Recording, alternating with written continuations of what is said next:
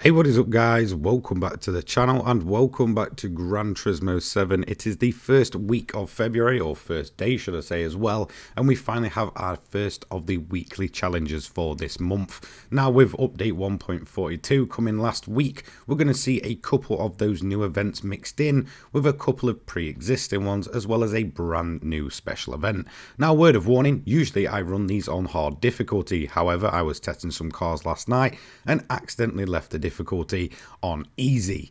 Yes, I know, I'm an idiot. My apologies for that one. Anyway, even with that blunder, we still have a week of races to check out. So let's have a look what's on offer this week for week one, or race one, should I say. Get it right, mate. We have the Jimny Cup over at Lake Louise short track reverse. Then we have a brand new special event. Sadly, it's the worst of the bunch. However, I'm going to keep bugging Polyphony every week. If you are going to keep bringing these special events, please make them into their own menu books or something like that. Don't just let them disappear. Some of these one-make races are fantastic and really kind of bring me back to the days of the likes of Gran Turismo 2 and such with those manufacturer events that were on offer. So we do have the Teslas over at Blue Moon Speedway in Field A for that one. Then we have a returning event, so one that's kind of been there all along. That is a WTC 600 over at Tokyo Expressway, south counterclockwise. Then after that, it is straight back to the brand new events with a Vision GT edition. That came with update 1.42. That is the one over at Monza, before finally going back to a pre-existing event. In fact, it is still one of the more recent events in the game, and that is over at Bathurst for the WTC 700, which is obviously aimed at Group 4 cars, and around about 700 pp and such. Again, still very much a mixed bag in terms of actual performance. In terms of reward this week, not too great though. We have a 6-star roulette ticket parts, 200k credits, and a 5-star roulette ticket reward. So with that done and out the way, let's head over to event number 1, which is a Jimny Cup over at Lake Louise short track reverse.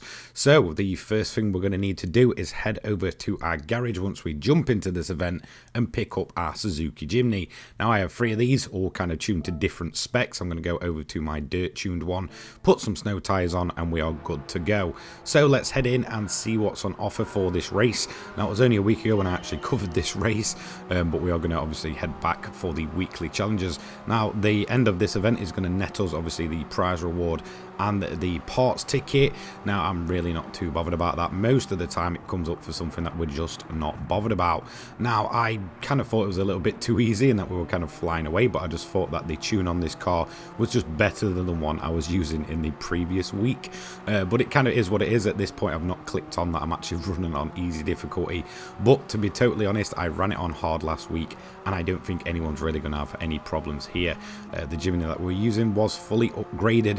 I don't feel like covering this event too much because like I said, it was only a week since I've covered it in its entirety, but that is going to give us tick number 1 for the week done and dusted. Sadly, due to some contact, we didn't pick up the clean race bonus. However, you can expect 50% on top of 35k if you were to pick that up, and also if you complete this one first, you are going to receive that 6-star roulette ticket parts ticket, perhaps the weakest ticket in the entire game. So yeah, we'll just get the bad bit out of the way and done with first, and then move on to event number 2, which is going to be again the return of the special event. Sadly, like I said, the worst one of the bunch with the Tesla Model 3s. Still wouldn't mind seeing them put into a menu book though, so Polyphony, please just get on that. So we're going to make the best of a bad situation. Now I completely sold my original Model 3. I'm not a fan of Teslas or really EVs themselves, but every now and again I do like to try and dabble in them, see if there's anything interesting going on, but the Model 3 is terrible, so I went for my fully upgraded one. Again, still at this point not aware that I'm on easy difficulty. I just assumed that this Tesla was just much quicker than everything else, and considering the racing for this one make is usually the least interesting of the bunch, I just kind of went with it and just expected it to not be very close. But if you do want it to be close, feel free to put it on the hardest difficulty. difficulty and roll around in a standard Model 3, as the AI are all running standard versions of that car. I believe not a single one of them has any sort of upgrades on. So yeah, if you do want it to be competitive, kind of feel free to go that way. For me, I just kind of wanted to get it out of the way and done with. I am not a fan of this car, and I'm not really a fan of the one make racing with them either, but the car still sounded absolutely fantastic.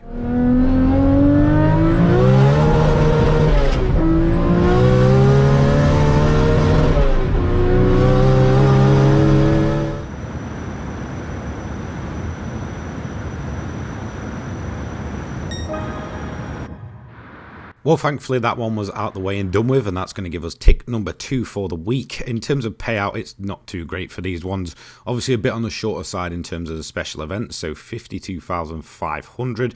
Now, I'm not completely sure if I got the clean race bonus here. I really can't remember, so I'll let you know when it kind of ticks over to the next part. So we did. So overall, it is just a relatively low-paying event, not really too worth your time. Next up, though, we have a pre-existing event. This is a day 1 event, the actual only one of the bunch.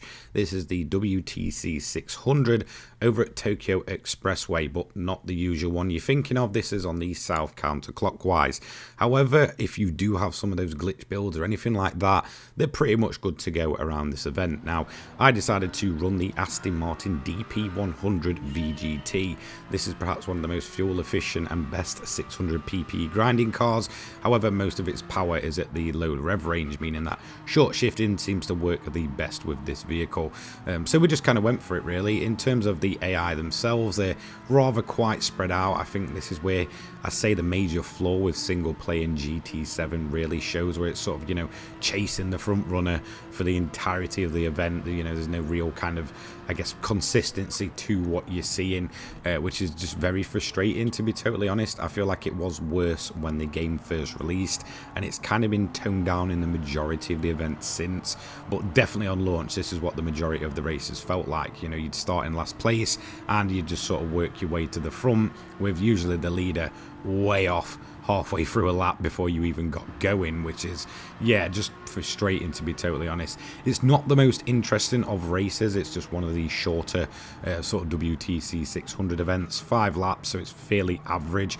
I don't think anyone's going to have too much trouble with this one, as long as you're using a relatively decent vehicle around the 600 mark. I will actually have a link to this car and the build itself down below, so if you guys just want to get this car and copy it, you've got a relatively decent enough vehicle to take you to the win.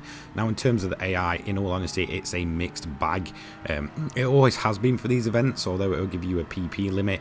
You feel like some of them just aren't running anywhere close to that, with other cars definitely running on it, or sometimes even feeling like they're running over. You know, the likes of that Mazda that we've just passed there always seems to do very, very well in these events, always seems to be insanely quick, just like kind of the Honda NSX is when it comes to the, you know, Tokyo grind itself. We did eventually take the lead here, moving down the inside of the Lamborghini, and we were pretty much good to go from there, and that was towards the end of lap 2.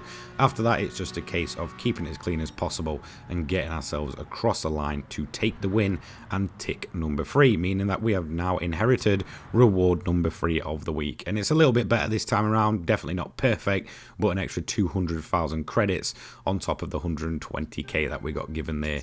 Obviously getting the clean race bonus, so we did get 50% on top of the standard.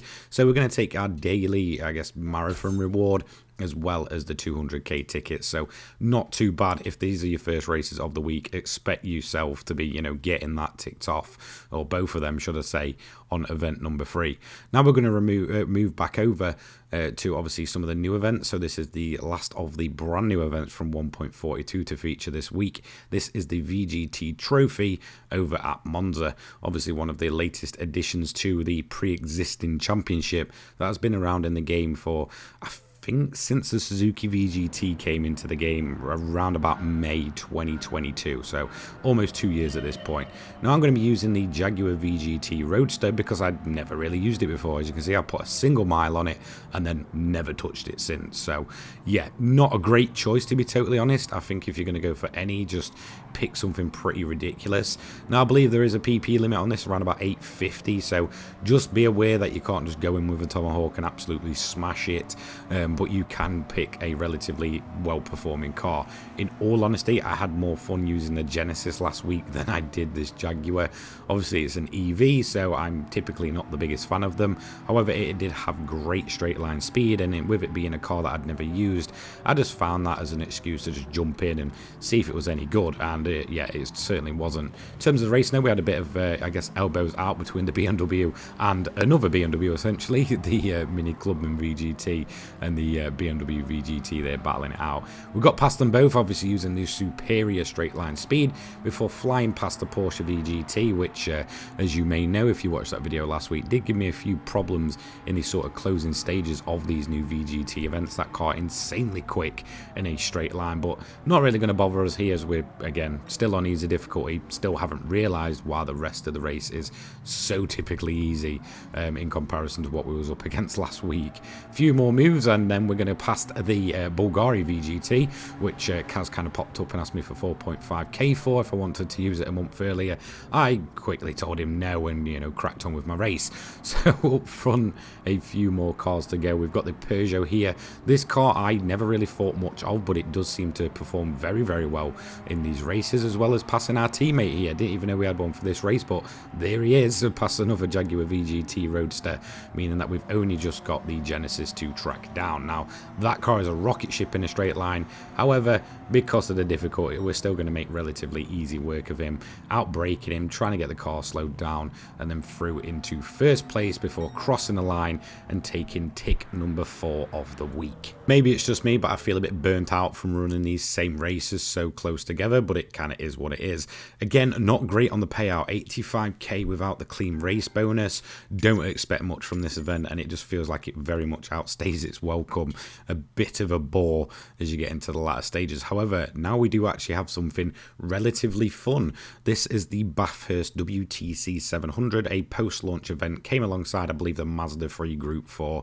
A very, very fun event overall. I actually really enjoyed this one, and it's actually pretty good for making money.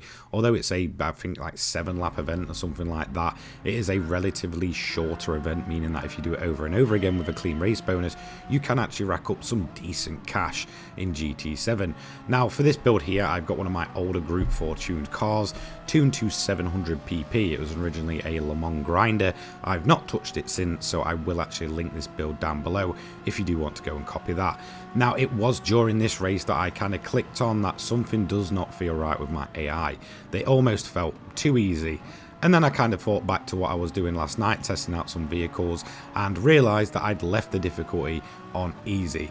And yeah, I kind of felt a little bit stupid at this point, but we'd come so far in terms of the weekly events that I just didn't want to go back and re-record them without any of these sort of, you know, heads up and ticks already all over the place. So yeah, I kind of clicked on at this point when I was about to go past the Honda that something just wasn't right, and then clicked on it was on easy difficulty. So is what it is. In terms of the event itself though, if you do end up using this Renault here, I do recommend just kind of using, you know, fuel mix 1 to get going.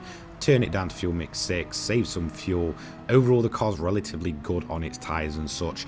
However, we did end up in a bit of a traffic jam before a Mustang did what a Mustang does. So after that very unfortunate accident and the Mustang pretty much out the running for doing anything during this race, we cracked on hunting down the second half of the field. As you can see, we've got a bit of a WRC action going up here with an Impreza and Evo battling it out. We're just going to fly past them both. Again, kind of realising that I'm on easy difficulty. I feel like I'm just almost cheesing it far too much. I'm surprised I didn't click on earlier to this, but it is what it is. I just thought I'd built some very decent cars, but yeah, it just kind of, you know, is one of those things. In terms of the AI though, as long as you've got a relatively high top speed, or at least a bit of a tune to really any car in Group 4, you should be able to absolutely fly past them. I believe the majority of the WTC 700 cars are just standard Group 4 cars, meaning that they do have a relatively low overall top speed. Again, it just feels like on easy these cars are constantly traffic jamming, and if you're trying to get the clean race bonus, just be very careful. I also noticed when it came to some of the blue flags as well, the cars do like to kind of sit in the middle of the road and just not move, which again can cause some unfortunate collisions. So just be aware, even if the AI sees a blue flag and you're going to lap them, they're probably not going to move, or they may just move into the center of the track at the last minute.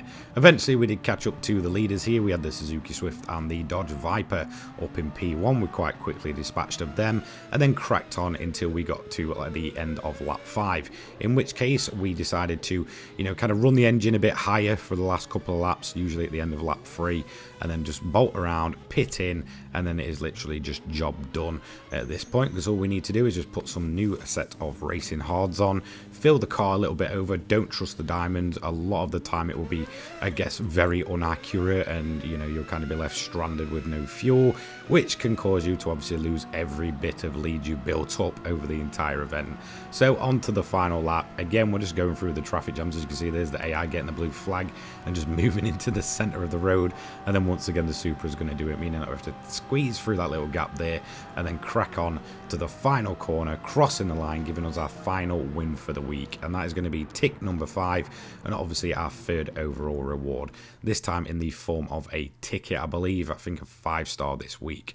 247,500 credits for the clean race bonus victory for this one.